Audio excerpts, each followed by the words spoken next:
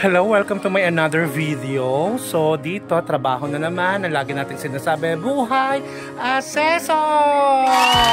Ayun po, si Rigor at si Oscar kasama ko.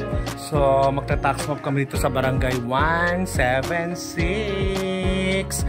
Ayan, isa-isa ho nating susukatan ng mga kabahayan dito para ma-assess kung magkano ang kanilang yearly tax para sa ikauunlad ng ating lungsod, Caloocan City! Ganun. So update ko kayo mamaya sa magaganap na tax mapping. Tatapusin namin to buong araw. Ang sipag, di ba? O, pasok na pasok sa banga ang aking mga kasamahan. Ando doon si Rigor at si Oscar! Ayun! O, sige, interview. We'll start the measurement sa mga houses. Bye! Mwah!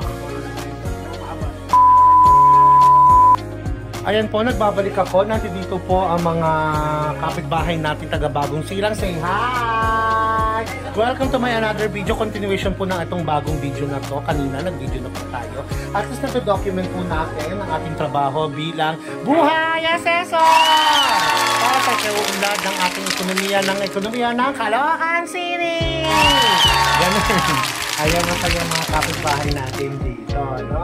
So nagtatanong-tanong sila kung ano raw to. Sabi namin, tax mapping para sa real property tax ng improvement bahay or building. Ganun. So at least papapaliwanagan natin sila at nagkakaroon sila ng idea kung ano yung mga taxes na kailangan nilang bayaran para sa ikauunlad ng ating ekonomiyang Caloocan City! Okay po.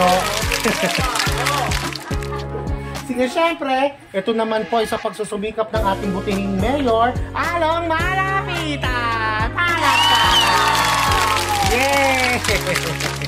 O sige po, magtatrabaho na muna kami. Naintindihan niyo na po kung ano po itong trabahong ginagawa namin. Okay po? Okay, this is Sam, buhay asesor!